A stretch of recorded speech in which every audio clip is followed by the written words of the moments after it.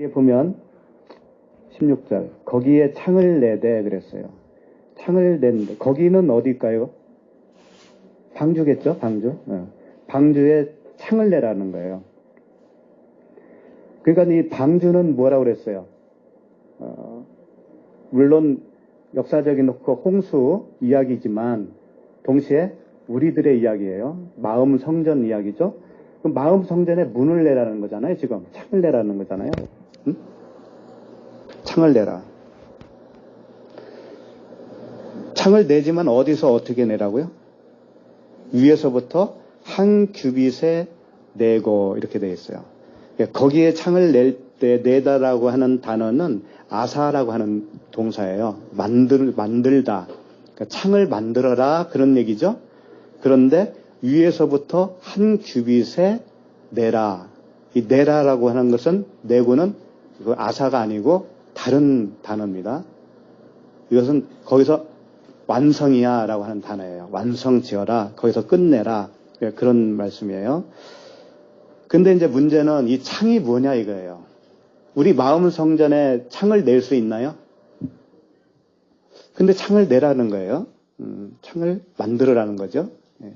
이 창이 초하르예요. 초하르. 오늘이 정월 초하루잖아요. 근데 어떻게 딱 맞아 떨어졌어. 초하르. 창. 근데 이 초하르라고 하는 단어가 구약 성경에서 한 24번 나오더라고요. 그런데 딱 한 번만 여기서 창으로 썼어요. 나머지는 어떤 의미로 썼을까요? 정오, 한낮, 정오, 한낮, 12시 그런 단어예요. 그 다음에 낮잠을 자다 이런 뜻도 있어요. 낮잠을 자다. 왜 낮잠을 잔다라는 뜻이 거기에 들어가 있을까요? 정오는 뜨겁잖아요. 뜨거우니까 낮잠을 자는 거예요, 그때는. 그런데 진짜 낮잠 자는 사람들은 그건 정말 낮잠 자는 게 아닌 거예요. 사마리아 여인이 몇 시에 왔죠? 정오예요, 그게. 6시라고 되어 있어요. 6 플러스 6을 해야 돼요. 그럼 12시가 되거든요. 그때 예수 그리스도를 만났잖아요. 근데 다른 사람들은 다 낮잠을 자는 시간이에요, 그때가. 근데 이 사마리아 여인은 낮잠을 안 자고 그 시간에 주님을 만난 거예요. 그게 진짜 낮잠 잔 거예요. 무슨 뜻이에요, 그게? 안식이죠, 안식. 그 정오에 이르렀다고 하는 것은 안식에 이르렀다. 그런 뜻이에요. 그러니까 창을 내라라고 했잖아요. 창을 통해서 뭐가 들어와요? 햇빛이 들어오겠죠. 이게 다 정오의 이야기입니다. 이런 말씀이 있어요. 찾지는 마시고 창세기 43장 16절을 보니까 요셉은 베냐민이 그들과 함께 있음을 보고 자기의 청지기에게 이르되 이 사람들을 집으로 인도해드리고 짐승을 잡고 준비하라. 이 사람들이 정오에 나와 함께 먹을 것이니라. 요셉이 그 형제들을 이끌고 이제 만났잖아요. 그래서 식사를 하는데 정오에 하겠다는 거예요. 정오에. 참 의미가 있잖아요. 네. 그리스도와 함께하는 그 만찬. 안식이에요, 그게. 그게 정오라는 거예요. 그래서 예수님도 이런 말씀하셨죠. 요한복음 11장 9절부터 10절 보시면 예수께서 대답하시되 낮이 12시간이 아니냐. 사람이 낮에 다니면 이 세상의 빛을 범으로 실족하지 아니하고 밤에 다니면 빛이 그 사람 안에 없는 거로 실족하느니라. 그러니까 정오에 이르지 않으면 실족이에요. 그러니까 그리스도께서 오셨다고 했을 때 그때가 낮입니다. 정오예요. 그게 천국이라는 거예요. 그게 그 상태가. 그 창을 내라고 한 것은 그 정오에 이르러라. 그 그리스도라고 하는 그 빛에 의해서 만들어지는 태바, 그 방주가 되어야 된다는 얘기죠. 아까 말씀드렸지만 사마리아 여인도 그 야곱의 우물이 있는데 예수께서 길 가시다가 피곤하여 우물 곁에 그대로 앉으시니 때가 6시쯤 되었더라. 6시. 그때가 12시인 거예요. 우리나라 시간으로 보면. 그런데 창을 내는데 이 아사라고 그랬잖아요. 아사, 만들다라고 하는 것은 이 미완료 동사로 쓰여졌어요. 그건 뭐냐면 계속해서 만들어 가겠다라고 하는 뜻이에요. 오늘도 그 정의의 빛으로 성전을 만들어 가는 거예요. 오늘도 누군가에게는 그 성전이 지어지는 날이에요. 그러면 내일이 없어요, 그 사람은. 근데 오늘 안 지어지잖아요?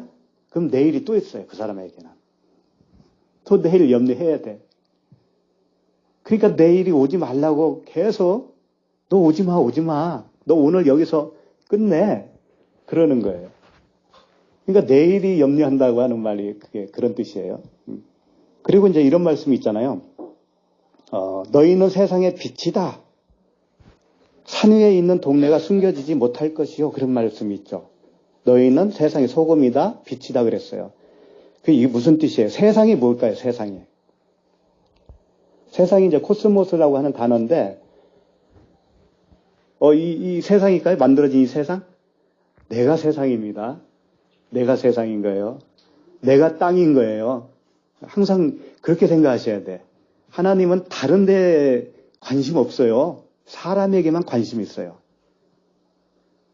그러니까 성경에 동물, 짐승, 새 이런 게 나와도 그게 다 사람 이야기인 거예요. 그래서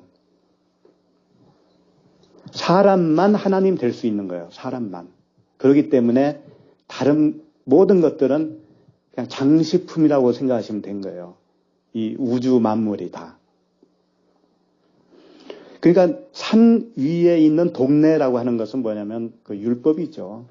예. 그러니까 빛이 내가 정의의 빛을 받아서 성전이 되었다면 나에게서 나오는 뭐가 있을 거 아니에요. 그 말씀이 있을 거 아니에요. 그게 빛이에요. 그 빛으로 비추면 듣는 사람은 어떻게 되겠어요? 율법이 드러나는 거예요. 드러나서 그걸로 죽든가 아니면 도망가든가 둘 중에 하나입니다. 내는데 어디서부터 내라는 거예요? 위에서. 그러니까 위에서 낸다는 것은 그 창은 빛이잖아요. 예수 그리스도. 그러니까 위에서부터 오는 거예요. 땅에는 없다라는 겁니다. 우리 사람에게는 그 빛을 아예 가지고 있지 않아요. 그런 의미에서 위에서 오는 거예요. 위에서. 야고보서 1장 17절에 보면 여기 한번 찾아볼까요? 여기도 조금 봐야 될 것 같아요.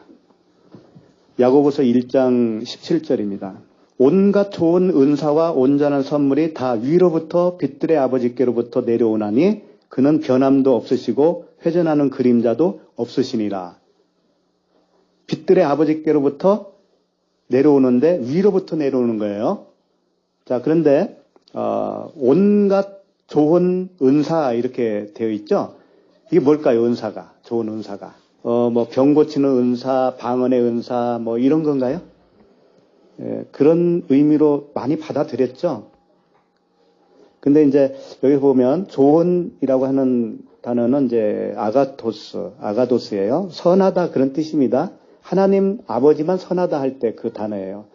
그 다음에 은사는 도시스예요. 도시스라고 하는 단어는 뭐냐면 이제 주다라고 하는 그 디도미에서 나온 단어인데 주었기 때문에 받았다 그런 의미예요. 그 선물은 다 그렇잖아요. 누군가가 주었기 때문에 받았잖아요. 그런데 이 받은 선물은 전혀 나에게 받을 만한 근거가 없고 공로가 없을 때 받는 그런 거란 말이에요. 근데 인간이 주는 그 선물은 그 안에 어떤 의도가 있어요, 없어요? 약간 있을 수도 있고 조금 있을 수도 있고 많이 있을 수도 있고 그랬죠. 근데 많이 있으면 어떻게 돼요? 그게 선물이에요? 뭐예요? 뇌물이 되잖아요.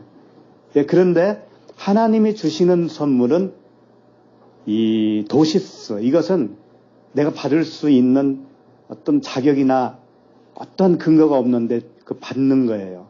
근데 그게 뭐냐면은 은사는 선물이라는 뜻인데 그냥 그 선함 자체를 얘기하는 거예요. 하나님이 선하잖아요. 그 선함을 너에게 주는 거예요. 그럼 내가 그 선함을 받으면 그게 선물이다 그런 뜻입니다. 그러니까 은사라는 단어로 쓰면 안 돼요, 사실은 여기서는. 이 은사는 카리스거든요, 원래. 근데 여기 도시스인데 선물이다라고 번역을 하면 더 좋아요, 선물. 그러니까 선함 자체를 내가 선물로 받은 거예요. 그 다음에 온전한 선물이 다 위로부터 빛들의 아버지께로부터 내려온다고 그랬는데, 이 온전한 선물이 뭐냐면 완전한 선물이에요. 완전한 선물. 여기서 선물은 도레마라고 하는 단어예요. 또 틀려요. 아까는 도시스, 여기는 도레마. 이 선물은 뭐냐면 이렇게 생각하시면 돼요. 그 진리의 언어라고 생각하시면 돼요. 예? 말씀이에요, 말씀. 하나님을 받은 거니까, 하나님 자신이 우리에게 주셨으니까 그 생명을 우리가 받은 자는 뭘 받은 거예요? 말을 받은 거예요. 그래서 그 사람은 그 받은 말만 나오게 되어 있어요. 예. 그게 구원받은 자의 내용이죠. 예. 그러니까 이것은 이 선물, 은사 이런 단어에 현혹되면 안 됩니다. 예? 예. 내가 뭐 지혜가 풍부해지고 또는 뭐 어떤 은사 그런 걸 생각하시면 안 돼요. 병 고치는 은사, 뭐 귀신 쫓는 은사 이런 게 아닙니다. 절대 그런 게 아니에요. 이게 다 위로부터 온다는 거예요. 그러니까 위로부터 주어진다고 하는 표현을 쓰기 위해서 아까 창세기에서 위로부터 내라 그런 표현을 쓴 겁니다. 하나님은 소멸시켜버리는 거예요. 태우는 거예요. 뭘 태워요? 율법의 행위. 우리의 육신의 생각. 그걸 태워버리는 거예요. 그게 하나님이 하시는 일이에요. 그렇게 되면 우리가 방주가 되는 거예요. 방주. 그걸 우리는 다 수용하고 기꺼이 받아들이는 거죠. 그러면 하나님을 기쁘게 그게 섬기는 겁니다. 그게 그 자체가. 자, 이제 다시 창세기 6장 16절로 가서요. 거기에 창을 내되 위에서부터 한 규빗에 내고 그랬어요. 한 규빗. 한 규빗은 팔꿈치에서 손가락 끝에 그 길이라고 그랬죠. 예. 그럼 누구의 팔꿈치예요? 노아겠잖아요. 노아. 그렇죠? 그럼 노아가 진리라면 팔꿈치든 손가락이든 뭐예요? 그것도 진리잖아요. 그러니까 지난주에 우리가 살펴본 그 말씀대로 금 갈대자로 성전을 측량했잖아요. 그러니까 이게 같은 의미인 거예요. 노아의 팔꿈치는 그 금 갈대자예요. 금 갈대자가 뭐라고 그랬어요? 그 진리 자체라고 그랬잖아요. 진리로 성전을 잴 때 딱 맞으면 그게 성전이지 뭐예요. 그게 진리지 뭐예요. 다 같은 얘기를 이렇게 나눠서 한 것뿐이에요. 그러니까 한 규빗에 내다라고 했는데 이 내다라고 하는 단어가 칼라인데 완성이라는 뜻이에요. 그러니까 진리의 자로 재서 거기에 창을 내면 그게 완성이야 그런 뜻이라고요. 그러니까 진리의 빛, 정의의 빛, 그 정의의 빛이 나에게 임하잖아요. 그 창을 통해서 그러면 그게 완성이야 그런 뜻이라고요. 근데 그 문은 옆으로 내고 이제 이 말씀이 계속 이어지죠. 그 문은 옆으로 내고 근데 이 그 문은 다른 문입니다. 아까 그 창 얘기가 아니에요. 여기서 이제 생략 듣는데 테바트 그 방주의 문 이런 뜻이에요. 테바가 빠졌어요 여기서. 그래서 방주의 문은 옆으로 내고 이렇게 말씀하신 거란 말이에요. 그게 무슨 뜻일까요? 이게 방주의 문이니까 방주에 들어갈 수 있는 출입문이 되겠죠 이제. 그걸 옆으로 내고 그랬어요. 옆으로 내고 이게 무슨 뜻일까? 옆으로 낸다.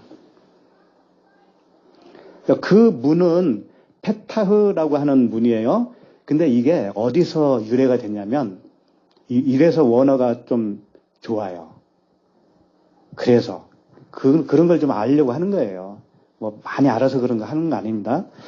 파타흐라고 하는 단어에서 유래를 했어요. 그러니까 문 할 때는 페타흐인데 파타흐에서 나온 단어란 말이에요. 근데 파타흐가 뭐냐면 흐르다라고 하는 뜻이 있어요. 흐르다. 성전 문에서 뭐가 나왔죠? 물. 처음에 발목, 무릎 다 잠기자 나중에는 바로 그걸 연상케 하는 거예요. 그 성전 문을 옆으로 냈다는 거예요. 왜 옆으로 낼까요? 방주가 있다면 옆구리에 나잖아요. 옆구리. 옆이니까 옆구리. 옆구리에서 뭐가 나왔어요? 주님의 옆구리에서. 피와 물과 피. 물과 피는 뭐예요? 곧 성령이시고 진리고 말씀이고 그리스도고 다 하나입니다. 다 같은 얘기예요. 그러니까 문은 우리로 말하면은요, 입입니다. 입.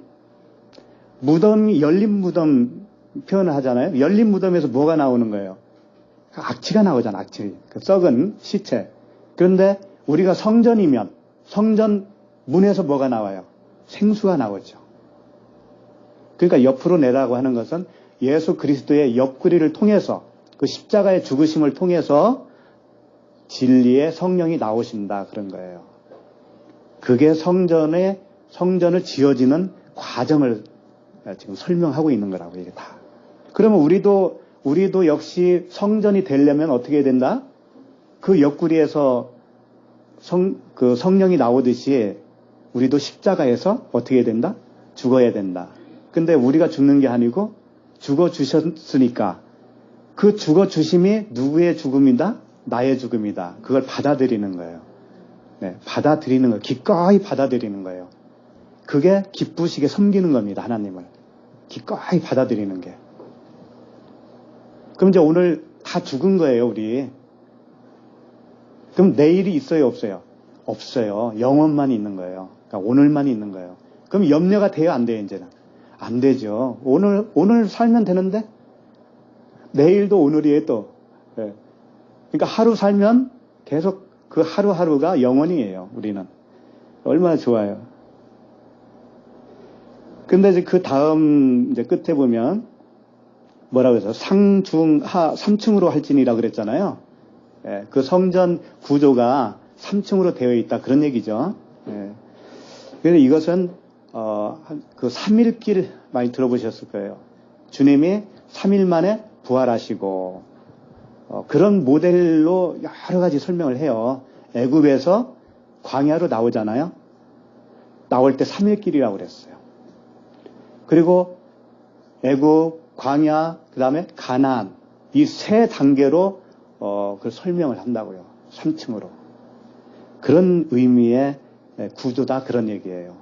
그러니까 우리가 광야에서부터 이끌려 나오고 가나안까지 들어가서 성전이 완성되는 거 그것을 표현한 거예요. 이제 그 한 군데만 보고 마치도록 하겠습니다. 고린도후서 12장 2절 보시죠. 고린도후서 12장 2절 내가 그리스도 안에 있는 한 사람을 아노니 그는 14년 전에 셋째 하늘에 이끌려 간 자라. 그가 몸 안에 있었는지 몸 밖에 있었는지 나는 모르거니와 하나님은 아시느니라. 사도 바울이 이제 자기를 가리켜서 하는 말씀이죠. 14년 전에 어떤 사람을 아는데 셋째 하늘에 끌려갔다라는 거예요. 셋째 하늘. 그러니까 셋째 하늘은 뭐냐면 전에 그 개역 성경에는 3층층이라고 되어 있는데 그게 아니에요. 세 번째 하늘이라는 뜻입니다. 그러니까 이건 이런 거죠. 첫째 하늘 성전은 뭘까요? 첫째 하늘.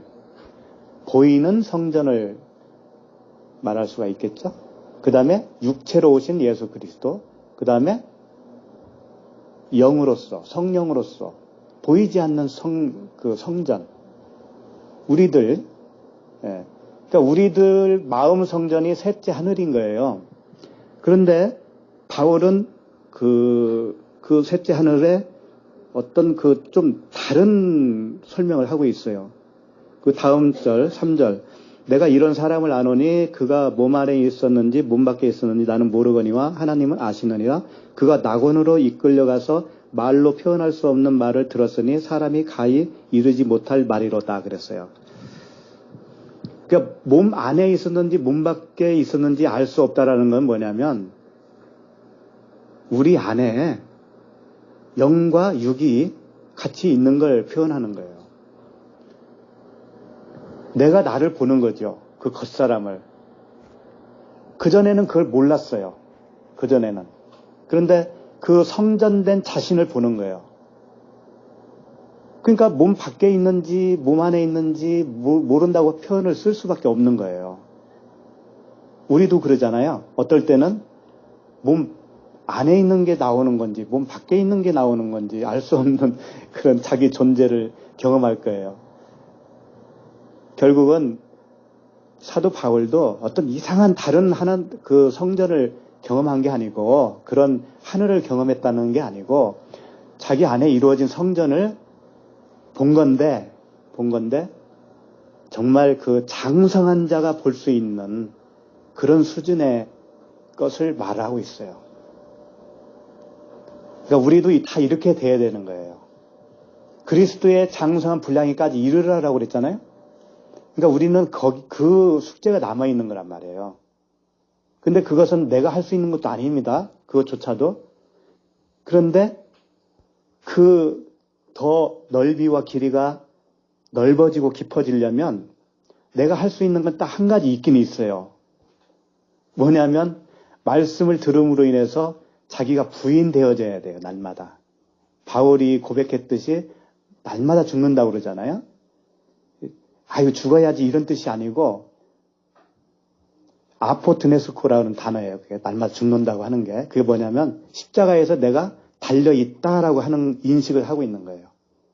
십자가에서 나는 이미 죽었다라고 하는 인식을 매일같이 한다 그런 얘기입니다. 그게. 의지적으로 죽어야지 그런 게 아닌 거예요. 매일매일 그것을 자기는 인식하고 산다 그런 얘기예요. 그러면 그 안에 성전이 더 커지는 거예요. 더 깊어지는 거예요. 그렇게 내가 나를 죽은 자로 여겨지면서 가면 갈수록 하나님이 일하신다 그런 얘기죠. 더 장성한 분량에 이르게 해주신다는 거예요. 그러니까 내가 하려고 하면 안 되는 겁니다. 내가 하는 게 아니라는 것을 항상 인식해야 되는 거예요. 내가 죽었다고 하는 거, 그 속에는 다 포함이 되는 거예요, 그게. 내려놓는다, 이런 말도 다 포함이 되는 거예요, 거기에는. 그러니까 율법에 내려놓음도 되는 거고, 그 안에서 나오는 어떤 썩어 있는 그런 것들도 이미 죽은 거라는 것을 인식하면 그것도 자연적으로요, 점점 이제 사라집니다. 소멸하시는 하나님이라고 그랬잖아요. 그걸 소멸시켜준다니까. 나도 모르게. 그러니까 회개는 뭐라고 했냐면, 회개는 육체의 더러운 것을 제하는 것이 아니고 하나님의 선한 양심을 향해 간구하는 거라고 그랬잖아요. 그 뜻은 뭐냐면 하나님의 선한 양심이라고 그랬는데 좀 오역이 있어요. 하나님과 같이 본다라는 뜻이에요. 그게. 하나님과 같은 시각으로 본다 그런 뜻이에요. 함이라는 말이에요. 네. 그러니까 나를 기쁘게 함이라는 말이 이제 먼저 나오는 거예요. 그게 알야곤, 그 야곤은 이제 큰 슬픔, 비탄, 고통, 괴로움이에요. 그 다음에 이제 알레브, 다우아이 역시 이제 알 전치사가 있고, 레브는 마음이죠. 그리고 다우아이는 허약한 병든이에요. 그러니까 병든 마음. 예. 슬픔과 병든 마음이 이제 이렇게 순서대로 나와 있는 거죠. 자, 그러니까 문장을 보면은 이게 사실은 이제 슬프다 나의 근심이여라고 우리 성경이 돼 있지만 전혀 이렇게 번역될 수가 없는 구절이에요. 맨 앞에 유쾌하게 함이라는 그 기쁨이라는 의미의 마블리기트가 이제 나와 있는 거죠. 거기에 나의 1인칭, 나의라는 1인칭 소유격이 붙어 있어서 나의 기쁨이라는 말이 되는 거예요. 나의 기쁨. 그러니까 나의 기쁨이여가 되는 거죠. 감탄사처럼. 그걸 이 뒤에 나오는 알야곤과 알레브 다우아이가 이제 대등하게 순서대로 나오는데 이걸 전부 마블리기트가 받고 있는 그런 구조인 거예요. 지배하듯이 마치 기쁨이 지배하는 거예요. 모든 것을. 슬픔과 그 허약한 병든 마음까지 모든 것을 기쁨은 복음이라고 했잖아요. 예. 자, 그러니까 직역을 하게 되면 어떻게 되냐면요, 나의 슬픔, 나의 병든 마음 위에 있는 나의 기쁨이요, 또는 나를 유쾌하게 하시며, 이렇게 되는 거죠. 예. 그러니까 나의 기쁨이라고 했잖아요. 아까 나의 기쁨이요, 나의 기쁜 복음의 말씀이요, 이렇게 되는 거죠. 그것이 나를 기쁘게 하니까요. 그러니까 완전히 이제 좀 다른 해석이 되죠. 그리고 어떻게 위로를 받을 수 있을까는 이제 의문형이 아니에요. 예. 나의 기쁨이요. 왜 기쁘냐고 하냐면 시온에 계신 여호와, 시온은 예루살렘 성전, 나라는 성전 안에 계신 나의 왕 예수 그리스도, 그분으로 인해서 내가 기뻐한다라고 하는 거죠. 예. 그래서 기쁜 소식, 복음인 거죠. 다윗이 이제 앞에서 말했잖아요. 우리는 헛되고 무력하고 불가능한데, 그래서 멸망할 수밖에 없는데, 우리의 주요 그리스도 그 메시아가 되시기 위해서 하나님이 오시고 십자가를 지시고, 그리고 홀로 다 테텔레스타이 다 이루어 주시고, 이 일을 이제 그 우리의 여호와께서, 그리고 우리의 왕께서 이제 해주신단 말이에요. 그러니까 사실 이거보다 성도에게 기쁜 일은 없는 거예요. 기쁜 소식이. 이 기쁜 소식을 굉장히 이제 우울한 어조로 이렇게 우리 성경은 적고 있는데, 그러니까 복음이 복음되기 위한 조건이 뭐라는 거예요? 전제 조건이 있는 거죠. 복음이 되기 위한 전제 조건. 다윗이 말했듯이 나의 헛됨과 없음. 그 헤벨과 아인을 알고 고백하는 거죠. 나는 슬프고 근심하며 병들고 허약한 존재인데 그분이 내 안에 오시고, 그리고 내주하심으로 인해서 기뻐할 수 있다라고 하는 거죠. 다른 무엇으로 기뻐하는 것이 아니라 그분이 나와 함께 하신다는 사실만으로 기쁘다, 유쾌하다라고 하는 거죠. 이걸 죽음이라고 하는 거예요. 무트 타무트의 죽음, 다나토스의 죽음, 그 자기 부인의 죽음이라고 하는 거예요. 나로 생각하는 것이 아니라 내 안에 계신 하나님으로 모든 것을 보고 그것으로 인해서 기뻐하는 자, 그가 죽은 자인 거죠. 다나토스의 죽음을 주는 죽은 자. 나의 헛됨과 없음을 아는 자가 이제 기뻐할 수가 있는 거고, 구주의 은혜를 감사할 수가 있는 거죠. 그래서 이제 그 은혜 알라고 이제 우리가 계속 이 공부를 하고 있는 거잖아요. 전부 이제 예수 그리스도의 그 십자가의 은혜다라는 걸 발견하고 확인하고, 그래서 이제 그걸 발견하면 할수록 나의 가능성은 포기가 되고 완전한 없음까지 가야 되는 거란 말이죠. 쉽지 않지만, 되지도 않겠지만. 자, 그러니까 직역을 하게 되면 어떻게 되냐면요, 나의 슬픔, 나의 병든 마음 위에 있는 나의 기쁨이요, 또는 나를 유쾌하게 하시며, 이렇게 되는 거죠. 그러니까 나의 기쁨이라고 했잖아요. 아까 나의 기쁨이요, 나의 기쁜 복음의 말씀이요, 이렇게 되는 거죠. 그것이 나를 기쁘게 하니까요. 그러니까 완전히 이제 좀 다른 해석이 되죠. 그리고 어떻게 위로를 받을 수 있을까는 이제 의문형이 아니에요.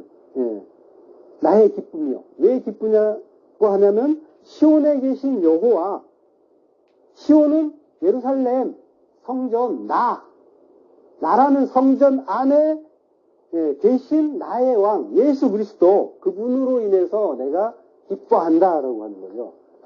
그래서 기쁜 소식, 복음인 거죠. 다윗이 이제 앞에서 말했잖아요. 우리는 헛되고 무력하고 불가능한데, 그래서 멸망할 수밖에 없는데, 우리의 주요 그리스도 그 메시아가 되시기 위해서 하나님이 오시고 십자가를 지시고, 그리고 홀로 다 테텔레스타이 다 이루어 주시고, 이 일을 이제 그 우리의 여호와께서, 그리고 우리의 왕께서 이제 해주신단 말이에요. 그러니까 사실 이거보다 성도에게 기쁜 일은 없는 거예요. 기쁜 소식이.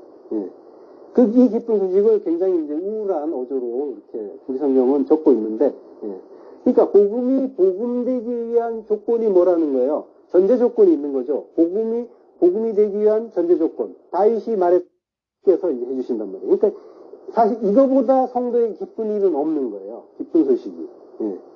이 기쁜 소식을 굉장히 이제 우울한 어조로 이렇게 우리 성경은 적고 있는데, 그러니까 복음이 복음되기 위한 조건이 뭐라는 거예요? 전제 조건이 있는 거죠. 복음이 되기 위한 전제 조건. 다윗이 말했듯이 나의 헛됨과 없음.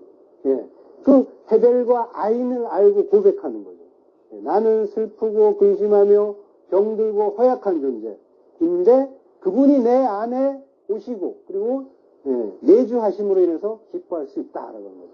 다른 무엇으로 기뻐하는 것이 아니라 그분이 나와 함께 하신다는 사실만으로 기쁘다. 예. 유쾌하다라고 하는 거죠. 이걸 죽음이라고 하는 거예요. 무트 타무트의 죽음, 다나토스의 죽음, 그 자기 부인의 죽음이라고 하는 거예요. 나로 생각하는 것이 아니라 내 안에 계신 하나님으로 모든 것을 보고 그것으로 인해서 기뻐하는 자, 그가 죽은 자인 거죠. 다나토스의 죽음을 주는 죽은 자. 나의 헛됨과 없음을 아는 자가 이제 기뻐할 수가 있는 거고 구주의 은혜를 감사할 수가 있는 거죠.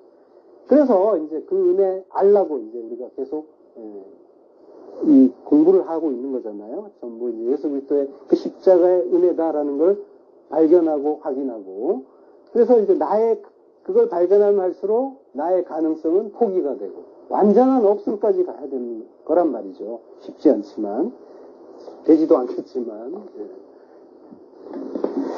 자 그러니까 우리는 할 수만 있다면 자기 사랑 나를 사랑하는 그 자기 사랑 자기 자랑 그런 거를 멈추고 그리고 타인을 비판하는 그 일도 멈추고 오직 은혜 앞에 엎드리고 감사하는 자 감사하고 찬양하기 하는 것만으로도 우리는 바쁘단 말이죠. 굳이 남 판단하고 비판할 필요도 없단 말이죠. 그 은혜 바르게 아는 자는 당연히 그 자리로 가는 거예요. 예, 성경에서 말하는 종말은 세상의 종말이 아니라고 했죠. 내 육적 자아의 종말, 십자가의 죽음, 다나토스의 죽음인 거예요. 요한복음 9장 27절 내가 참으로 너희에게 이르노니 여기 서 있는 사람 중에 죽기 전에 하나님의 나라를 볼 자들도 있느니라. 라고요. 예, 죽기 전에 주오마이 다나토스라고 합니다. 이거는 이제 죽음을 맛보다라는 뜻이에요. 예. 그래서 그 죽음을 맛보아야 하나님 나라를 본다라고 하는 거죠.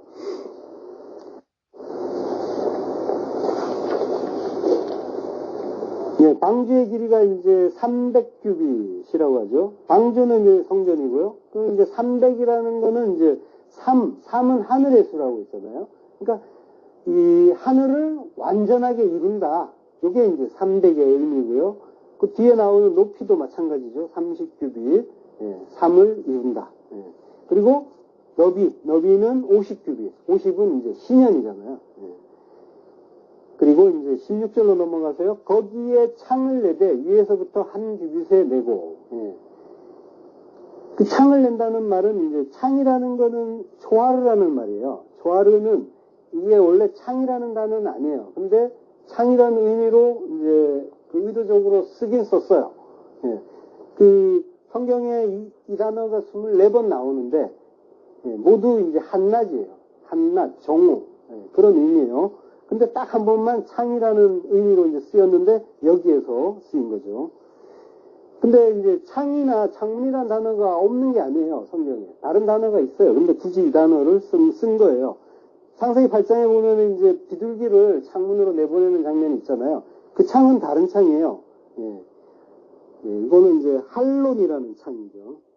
할론이라는 그 창이 있는데 굳이 이제 그러니까 다른 창이라는 거예요. 우리가 생각하는 그 창과는. 그러니까 이 초하르라는 단어는 원래 창이라는 뜻도 없는데 근데 이 어떤 성경 기자가 뭔가 억지로 의도적으로 사용했다라는 걸 이제 짐작할 수가 있는 거죠. 예. 자, 무슨 이유로 이제 이런 단어를 사용했는지 한번 살펴볼 텐데요. 이 초하르가 이제 종로, 한낮이라는 뜻이라고 했잖아요. 그러니까 초하르는 이제 낮이라는 거죠. 낮의 한가운데. 그러면은 낮이라는 건 또 뭐예요? 창세기 1장 5절 하나님이 빛을 낮이라 부르시고 어둠을 밤이라 부르시느냐. 예. 그 빛이 낮이라는 거죠. 오르가 욤이다. 예. 그럼 욤은 오르인 거죠. 하나님이 이제 빛을 낮이라고 하시는데 그 빛이라는 거는 우리가 뭔가를 볼 수 있게 해주는 거죠. 빛이 없으면 아무것도 볼 수가 없잖아요. 예. 우리가 뭔가 볼 수 있다는 것은 전적으로 빛이 있기 때문에 보는 거죠. 시각적으로도 역시 그 본다고 하는 것은 빛이 있고 그것이 반사되는 걸 우리가 그 눈이 이제 그 감지를 하는 걸 그걸 이제 본다고 하는 거죠. 그러면 진리를 아는 것도 이제 본다고 표현하잖아요. 호라오. 그 본다는 것 역시 빛에 의해서 가능해진다는 거죠. 빛이 임했기 때문에 볼 수 있다는 얘기가 되는 거예요. 성경에서 이제 날이라고 하는 그 용이 바로 이제 그 상태를 이야기하는 거죠. 빛이 있는 그때를 낮이라고 하자라고 했으니까 그 빛이 있는 그때를 용, 날이라고 하는 거죠. 날. 이 빛은 태양이 만들어지기 전에 이미 있던 그 빛인 거죠. 단순히 이제 우리가 시각적으로 느끼는 그런 감각적인 빛이 아닌 거죠. 자, 그 용이라는 글자도 파자를 하면요. 요드라는 그 글자와 램이라는 글자가 합성된 단어예요. 요드는 손이잖아요. 손. 현손. 그리고 램은 물, 말씀, 진리인 거죠. 그러니까 손을 뻗어서 말씀, 진리를 준다라는 의미가 용인 거죠. 낮. 그러면 그걸 깨닫는, 우리 이제 진리를 하나님이 우리를 깨닫게 해주시는 그때가 낮이라고 하는 거죠. 이 이제 물리적인 밤과 낮은 또 이제 의미가 없어요. 그 지금 복음을 이야기하는 동안에는. 그러니까 이제 우리가 이제 어느 때건 말씀을 깨달으면 빛이 내 안에 오시는 거고 나는 보는 자가 되는 거죠. 그리고 그리스도께서 손을 뻗어서 주시는 그 말씀을 이제 받고 있는 게 되는 거죠.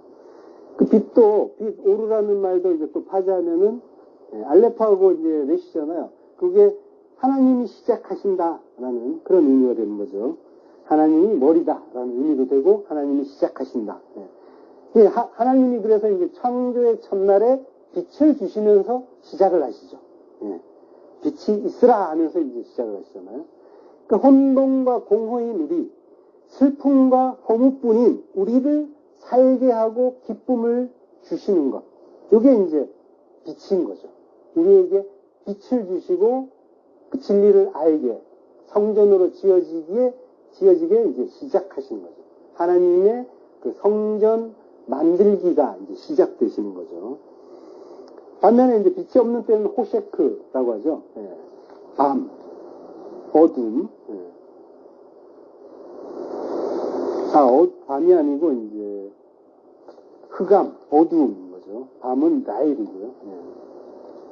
이 호셰크라는 단어는 하샤크라는 그 동사에서 나왔어요. 이 하샤크는 어두워지다, 침침하다 이런 의미. 그리고 숨기다라는 의미도 있어요. 그러니까 숨긴다는 건 뭐예요? 하나님이 가리신 상태, 숨기신 상태, 드러내주지 않은 상태가 밤이라는 거죠. 그러니까 이게 우리가 내가 안다, 그리고 남은 모른다 이런 거를 구별할 필요가 없는 게 하나님이 열어주시지 않고 가려버리시면 우리 역시 어두운 상태일 뿐인 거죠. 그러니까 이 진리를 모른다고 타박할 일이 아니라 이제 안타깝게 생각하면서 그러게 기도해 줄 일인 거죠. 그리고 깨닫게 하신 하나님을 찬양하는 자리로 가는 거죠. 아들들의 결론은 항상 찬양이에요. 감사와 찬양. 그거부터 하고, 그러고 왜 찬송해야 되는가를 찾아 나가시면 되는 거예요. 결론은 항상 찬송이고 감사인 거죠. 자, 그 모든 것이 숨겨져 있는 상태가 그 흑암, 호셰크 속에 들어있는 의미인 거죠. 그 숨겨져 있는 상태, 그걸 이제 성경에서 비밀이라고 하는 거죠. 비밀. 미스테리오. 그러니까 이제 그 비밀 속에 그 비밀을 알지 못하는 자. 진리는 뭐예요? 알렉데이아는 가려져 있는 거를 펼친 거잖아요. 걷어낸 걸 진리라고 하는 거죠. 그러니까 진리를 보는 자는 걷어진 걸 보는 거예요. 하나님이 걷어내 주시고 볼 수 있게 해주셔서 그걸 깨닫고 이제 이해하는 거죠. 그러니까 미스테리오는 이제 그 어떤 자들에게는 그것이 덮여 있기 때문에 그게 뭐가 뭔지를 도무지 이해하지 못하고 비밀이다라고 이제 비밀로만 알게 되는 거고 아들은 그 비밀을 밝히 알게 되는 거예요. 알레테이아로. 자, 히브리어로 비밀을 탈룸마라고 해요. 탈룸마, 감춘 것, 비밀, 미스테리온과 같은 의미예요. 그러니까 하나님이 이제 진리의 빛을 주셔야, 그래야 보이지 않던 것, 숨겼던 것이 보여지는 거죠.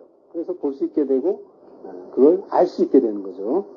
마가복음 8장 23절, 예수께서 맹인의 손을 붙잡으시고 마을 밖으로 데리고 나가사 눈에 침을 뱉으시며 그에게 안수하시고 무엇이 보이느냐 물으시니 쳐다보며 이르되 사람들이 보이나이다. 나무 같은 것들이 걸어가는 것을 보나이다 하거늘.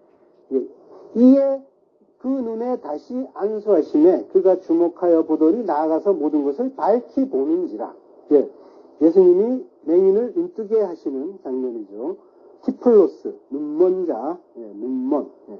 그 티플로스가 이제 티포라는 단어에서 온 유래한 단어인데요. 이게 이제 흐리거나 어둡게 하다라는 뜻이에요. 흐리거나 어둡게 해서 그래서 맹인인 거예요. 못 보는 거예요. 진리를 못 보는 거예요. 그렇게 하신 분이 계셔서. 그리고 자만으로 어리석게 하다라는 그런 의미도 있죠. 자만하게 해서 어리석게 하는 게 하나님이세요.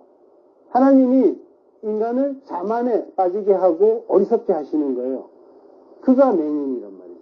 그게 그러니까 하나님의 어떤 그런 저주의 상태인 거죠. 그를 불쌍하다고 봐야지 야단칠 일이 아니란 말이죠. 예수님이 맹인의 눈을 뜨게 할 때 맹인의 눈에 이제 침을 뱉고 그리고 안수하시죠. 그 안수가 이제 손을 갖다 댄다라는 거죠. 손을 뻗어서 지금 뭐예요? 물을 주시는 거죠. 말씀. 이 욤의 의미잖아요. 말씀과 그 진리를 넘겨주는 그런 일인 거죠. 그러면은 어떻게 돼요? 맹인이었던 우리가 그 빛을 받게 되는 거죠. 그래서 눈을 뜨게 되는 거죠. 그게 이제 낮은 거죠. 요한복음 7장 9절. 예수께서 대답하시되 낮이 12시간이 아니냐? 사람이 낮에 다니면 이 세상의 빛을 보므로 실족하지 아니하고, 낮, 헤메라. 히브리어로 이제 욤이죠. 낮은 빛이라고 했죠. 그 욤이 빛을 보는 때라는 거죠. 그러니까 말씀을 주심으로써 진리를 깨닫는 때. 우리가 깨닫는 때. 그래서 12시간, 12대 때, 진리의 아들이 되는 때라고 하시는 거죠. 빛을 보는 걸 이제 소경이 눈을 뜬다고 해요. 진리의 눈을 뜨는 거, 여기에 이제 소경이 눈을 뜬다라고 하는데, 소경이 눈을 뜰 때 뭐라고 해요? 나무 같은 것들이 걸어가는 것이 보인다고 하죠. 그러니까 우리가, 그 단계가 있는 거예요. 바로 이제 빛을 주신다고 해서 모든 것을 알 수 있는 건 아니고, 어렴풋하게, 조금 이제 덜 분명하게 아는 그런 상태도 있는 거죠. 안수한다는 말은 에피티데미 호 케이르예요. 이 케이르에는 이제 손, 그리고 능력이라는 말이 있고요. 에피티데미는 주다, 그리고 더하다, 이런 의미가 있어요. 그러니까 능력을 주신다라는 그런 의미도 있는 거예요. 안수한다는 거는 손을 댄다라는 거고, 능력을 주신다. 빛을 주심으로써 하나님의 뜻을 깨닫는 그 능력을 주신다라는 거예요. 그리고 이제, 그 능력을 주심으로써 그가 낫게 되는 거죠. 그러면은, 나으면은 밝히 볼 수 있게 된다고요. 낫는다는 건 아포카디스템이라고 해요. 요게 이제 되돌리다, 회복하다라는 뜻이에요. 요게 70인역에서 보면은, 거의 대부분 슈브라는 단어, 히브리어 슈브라는 단어의 역어로 쓰여요. 슈브는 돌이키다, 회개하다 이런 의미예요. 시편 51편 13절. 그리하면 내가 범죄자에게 주의 도를 가르치리니 죄인들이 주께 돌아오리이다. 주께 돌아온다. 회개하고 온다라는 거죠. 슈브 완전히 이제 가던 길을 되돌린다는 거죠. 지금 뭐야? 예수님의 치유는 그러니까 뭐예요? 죄인들의 회개를 이야기하는 거죠. 낫게 한다는 것이 회개라는 말이죠. 그래서 병고침은 죄사함이다라고 이제 말씀드렸죠. 그 진리의 빛이 예수님의 그 은혜가 가장 많이 임하는 때를 초하르라고 하는 거예요. 그 말씀을 킥 빼닫는 때, 가장 빛이 많은 때, 정오, 그때를 초하루라고 해요. 그 초하루의 빛이 들어오는 곳을 창이라고 이제 초하루라는 창으로 이야기하고 있는 거죠. 시편 37편 6절에 보면요. 내 의를 빛같이 나타내시며 고르 그리고 내 공의를 정오의 빛같이 하시리로다. 초하루. 가장 밝은 빛이라는 거예요. 초하루가. 그리고 초하루에는 이제 그 낮잠이라는 의미도 있어요. 사무엘하 4편 5절에 보면은 그 아스보셋의 집에 이름이 마침 그가 침상에서 낮잠을 자는지라라고 하는데 이 낮잠도 초하루라고 해요. 이 낮잠, 잠이라는 건 뭐예요? 죽음이라고 했잖아요. 그죠? 그러니까 가장 밝은 빛을 받고 무트타무트의 죽음을 죽고 그럼으로써 진리의 아들이 되는 것이 방주로 성전으로 지어지는 일인 거죠. 그러니까 초하루는 뭐예요? 방주를 만드는데 꼭 필요한 필수적인 거죠. 그래서 라테바 내 사편 5절에 보면은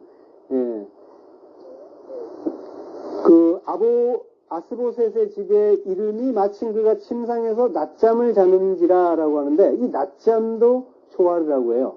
이 낮잠, 잠이라는 건 뭐예요? 죽음이라고 했잖아요. 그죠? 그러니까 가장 밝은 빛을 받고 무트타무트의 죽음을 죽고 그럼으로써 진리의 아들이 되는 것이 방주로 성전으로 지어지는 일인 거죠. 그러니까 초하루는 뭐예요? 방주를 만드는데 꼭 필요한 필수적인 거죠. 그래서 라테바 내 전치사가 쓰였어요. 테바를 위하여, 방주를 위하여라고 하는 거예요. 그래서 위하여 초하루를 아싸하라, 만들라라고 하는 거예요. 그리고 그 창을 방주의 위로부터 한 규빗에 내라라고 하세요. 위로부터 마알이라는 단어예요.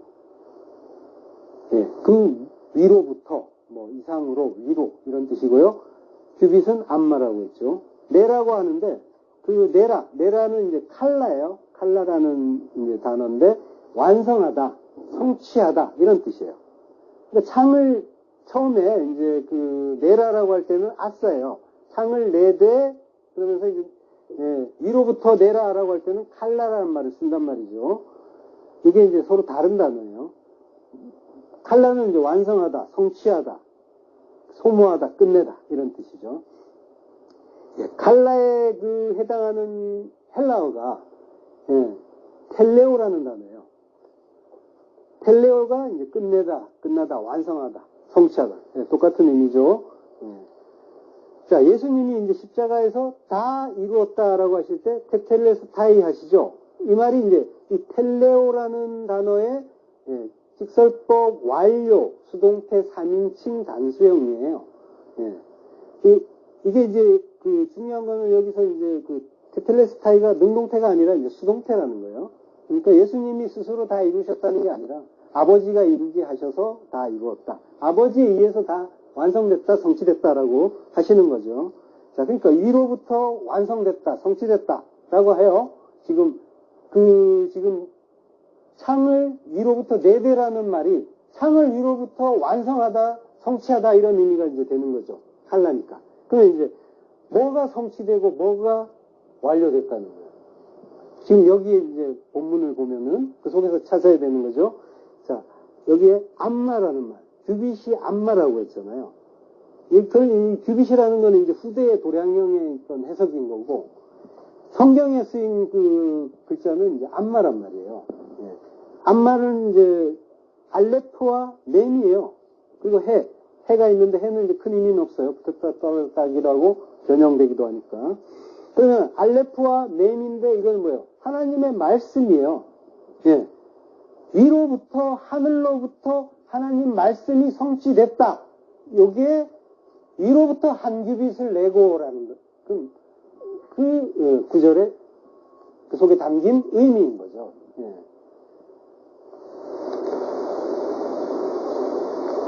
자, 위로부터 그 하늘로부터 하나님 말씀이 성취됐다. 태초에 그 7 말씀이, 그 언약이 테텔레스타이로 다 이루어졌다라고 하는 거죠. 그 뭘 했는데 이렇게 이루어진 거예요? 지금 뭘 만드는 거예요? 테바 만들잖아요. 테바는 성전. 성전 만드니까. 우리가 성전이니까. 우리를 만들면 그 초하루에 의해서 초하루를 내므로써 그것이 그 말씀이 성취되게 된다라고 하는 거죠. 테바도 역시 타자하면은 타우와 마이트예요. 완성된 성전이에요. 성전 이야기 계속하고 있는 거예요. 방주는 성전 이야기하는 거예요. 성전을 만드는 그 일이, 그 하나님이 언약하신 그 일이, 그게 말씀으로 완성된다라고 하는 거죠. 그 말씀은 십자가에서 죽고 그리스도로 우리 안에 그 레마의 말씀으로 들어오시는 그 예수 그리스도에 의해서 완성이 된다라고 하는 거죠. 그게 다 이루어졌다라고 하는 거예요. 300과 50과 그 30을 이루고 초하루 가장 밝은 빛을 주시면 그러면 성전이 완성된다라고 하는 거죠. 그 일이 하나님이 이루시고자 하는 성전 짓는 일이라는 거고요. 그리고 우리가 이렇게 지어질 것이다 라는 걸 가르쳐 주시는 거죠. 내가 초하루의 빛을 주어서 완성할 거야 라고 하는 거죠. 그 구원의 말씀을 주신다는 거죠. 은혜의 말씀인 거예요. 자, 그게 다 이루어졌다라고 하는 거예요. 300과 50과 그 30을 이루고 초하루 가장 밝은 빛을 주시면 그러면 성전이 완성된다라고 하는 거죠. 그 일이 하나님이 이루시고자 하는 성전 짓는 일이라는 거고요. 그리고 우리가 이렇게 지어질 것이다 라는 걸 가르쳐 주시는 거죠. 내가 초하루의 빛을 주어서 완성할 거야 라고 하는 거죠. 그 구원의 말씀을 주신다는 거죠. 은혜의 말씀인 거예요. 자, 그 문은 옆으로 내고라고 해요. 페타흐 문을, 테바의 그 페타흐 그 문, 출입구라고 하죠. 문. 이 페타흐는 이제 출애굽 때 어린 양이 죽는 문이에요. 어린 양이 죽는 문이 페타흐예요. 그리고 회막에서 번제 드리는 곳, 회막 문 앞에서 번제 드리죠. 그 문이 페타흐예요. 그 문을, 페타흐를 옆으로 내다라고 해요. 차드, 옆구리. 옆이면서 옆구리의 의미가 있어요. 자, 그러니까 방주의 옆으로 문을 만든다고 하는데 방주의 옆, 마치 옆구리에 구멍이 난 형국이죠. 방주는 그리스도시니까 주님의 옆구리가 뚫린 거죠. 그래서 찔리고, 창에 찔리고 물과 피, 진리의 생명이 쏟아져 나오고 교회가 태어나는 그 구멍, 그게 그 문인 거죠. 그게 페타흐예요. 페타흐 문인 거죠. 그 창구멍인 거죠. 그 창구멍이 문이란 말이죠. 그 예수님이 찔리신 그 창구멍이 바로 주의 백성, 주의 신부가 사실은 나온 곳이고, 그죠? 그러고 다시 들어가야 될 곳인 거죠. 그래서 하나 돼야 되는 그 문은 양의 문인 거죠. 그 양의 문으로 그 양은 돌아가야 된다는 거죠. 그 페타흐가 이제 문인데, 요게 입의 의미도 있어요. 입이 패라는 글자인데요. 이 페타흐의 동사형은 또 파타흐고요. 파타흐가 열다라는 뜻이에요. 그러면 뭐예요? 문을 이제 열게 되면 뭐예요? 입을 연다는 말과 같아요.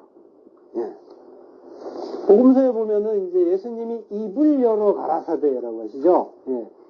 예수님이 입을 여시면 진리의 말씀이 쏟아져 나오고, 그러면은 흑암 속에 있던 백성들이 빛을 받고 살아나게 되는 거죠. 시편 119편 130절, 주의 말씀을 열면 빛이 비치어 우둔한 사람들을 깨닫게 하나이다. 주의 말씀, 다바르를 열면, 이거는 이제 동사가 아니에요. 페타흐라는 명사예요. 그러니까 페타의 다바르가 되는 거죠. 그래서 말씀의 열림이 되는 거죠. 원래는 명사예요. 그러면은 빛이 비쳐요. 오르. 빛이 비쳐서 우둔한 사람은 이제 페티라고 하는데요. 이게 마음이 열림, 순진한 이런 뜻이에요. 하나님이 열게, 페티가 이제 페타어랑 같은 계열의 단어예요. 그러니까 열린다는 의미가 있는 거죠. 하나님이 열려주시는 거예요. 열어주시는 거죠. 열어주셔서 마음이 열린 거예요. 강팍하지가 않고, 그래서 그 마음에 말씀이 들어갈 수 있도록 열린 그 상태. 그러면은 깨닫게 되는 거죠. 분별하게, 지각하게, 이해하게 되는 거죠. 우둔하지만, 어리석지만, 하나님이 열어주셔서 들을 수 있게 된 자들, 그들을 깨닫게 하시는 그 빛이 되어주신다. 빛으로 비추어 주신다. 라고 하는 거죠. 자, 그 주님이 입을 열어 가라사대 하실 때, 그 주의 말씀들이 열리고, 그 백성들의 마음도 열리고, 눈도 열리고, 그래서 진리의 빛도 그 열린 창으로 들어오는 거죠. 그리고 이제 방주를 3층으로 만들려고 하세요. 셀리시라고 해요. 세 번째 창. 고린도후서에 보면은 내가 그리스도 안에 있는 한 사람을 아노니 그가 14년 전에 셋째 하늘에 이끌려 간 자라. 그가 몸 안에 있었는지 몸 밖에 있었는지 나는 모르거니와 하나님은 아시느니라. 사도 바울이 이제 그 셋째 하늘에 끌려갔다고 하는 거예요. 3층 천. 이끌려갔다. 셋째 하늘. 이게 이제 그 우라노스는 이제 보통 그 복수로 쓰여요. 하늘이라고 할 때는. 근데 이제 단수로 쓰일 때는 이제 성전이란 말이에요.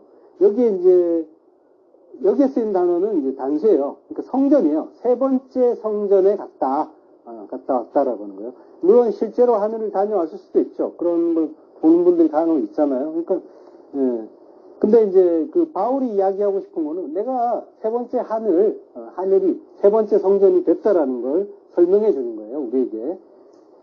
그러니까 하나님이 우리에게 이제 하나님 나라를 설명해 주시기 위해서 첫 번째로 준 하늘, 그 첫 번째 성전, 눈에 보이는 그 성전, 그게 이제 예루살렘 성전이잖아요. 그걸 이제 첫 번째 하늘, 첫 번째 성전이라고 하고요. 그리고 두 번째 하늘, 두 번째 성전은 이제 예수님이시잖아요. 그 하늘을 알라고 성전을 주셨는데 알아먹지 못하니까 말하는 성전이 오셔가지고 가르쳐 주시고 그래도 못 알아보니까 죽고 십자가에서 죽으시고 그리스도의 영으로 우리 안에 오심으로써 우리 안에 우리가 세 번째 성전으로 3층 천으로 3층의 하늘로 세우시는 그 이야기를 방주 만드는 이야기에서 이제 설명해 주시는 거죠. 그러니까 지금 뭐예요? 모든 성도는 다 이렇게 3층으로 지어지는 거고 3층 천으로 지어지는 세 번째 성전으로 지어지는 그런 존재인 거죠. 고린도후서 12장 4절 그가 낙원으로 이끌려가서 말로 표현할 수 없는 말을 들었으니 사람이 다 이르지 못할 말이로다 라고 하는데요.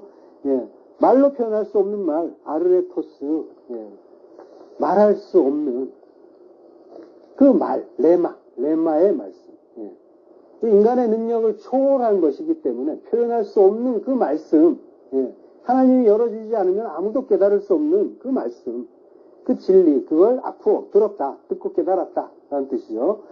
그러니까 내가 진리를 알아듣게 됐다는 거죠. 그러니까, 여러분도 하늘의 그 진리, 레마의 말씀을 알아듣고 계시다면은 3층 천, 세 번째 성전이 되신 거예요. 진리를 알고 하늘이 되면은, 그 3층 천에 올랐다. 그리고 하늘이 됐다. 성전이 됐다. 세 번째 성전이 됐다라고 하는 거고요. 그리고 또 하늘에 올랐다라고도 하는 거예요. 승천했다라고 하는 거예요.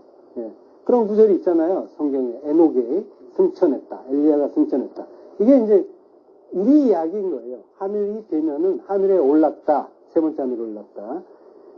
그래서 이제 에녹이 세상에 있지 않게 됐다라는 말, 그게 아인, 없음이 됐다라는 뜻이라고 했잖아요.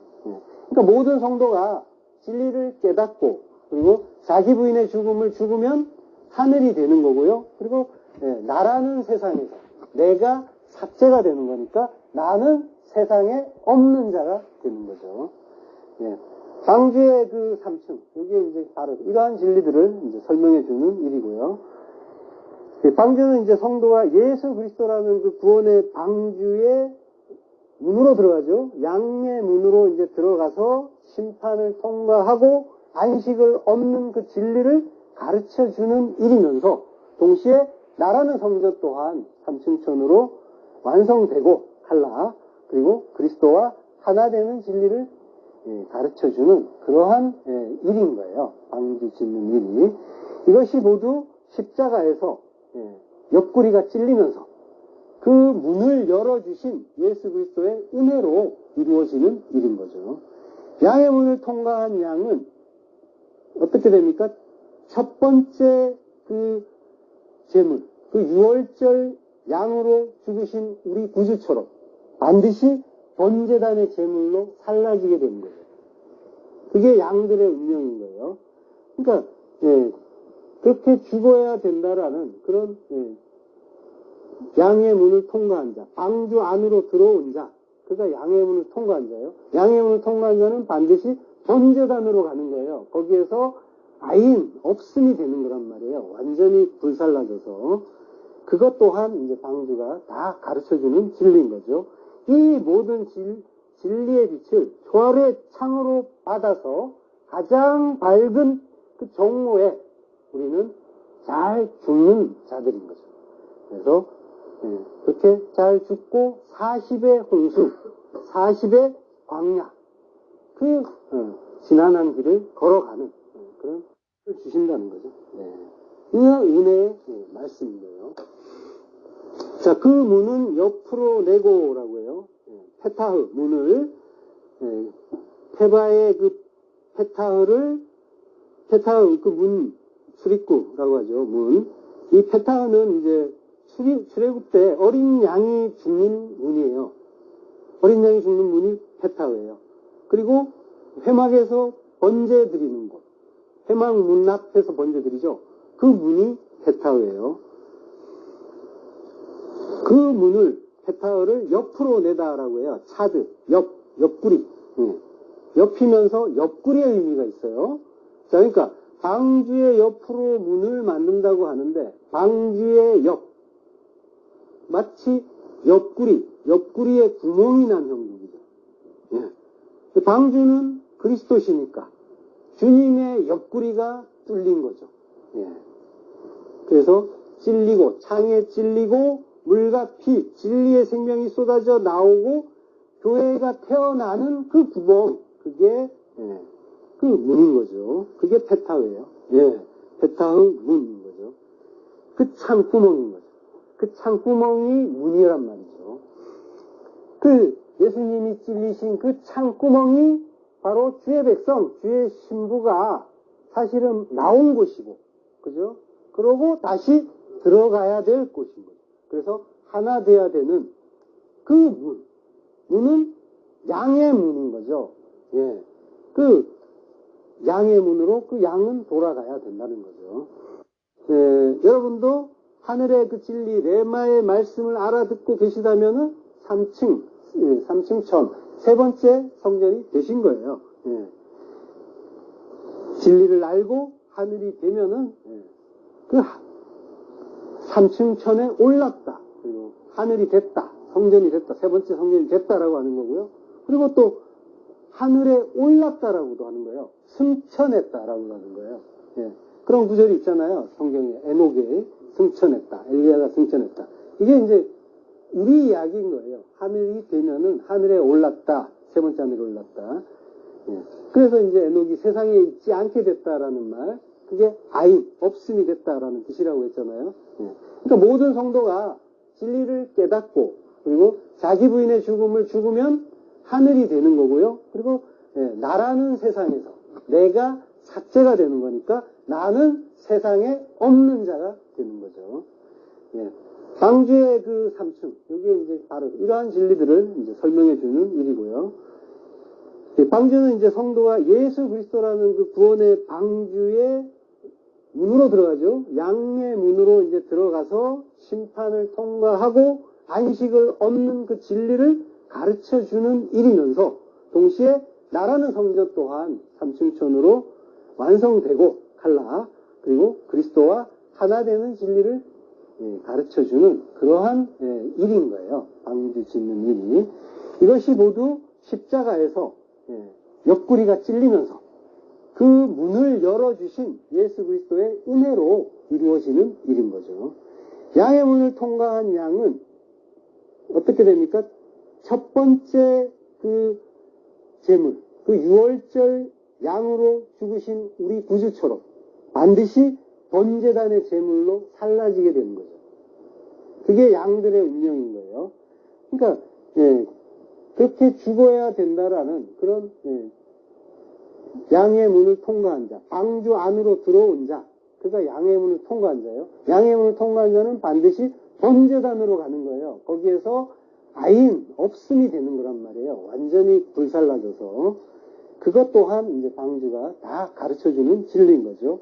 이 모든 진리의 빛을 초월의 창으로 받아서 가장 밝은 그 정모에 우리는 잘 죽는 자들인 거죠.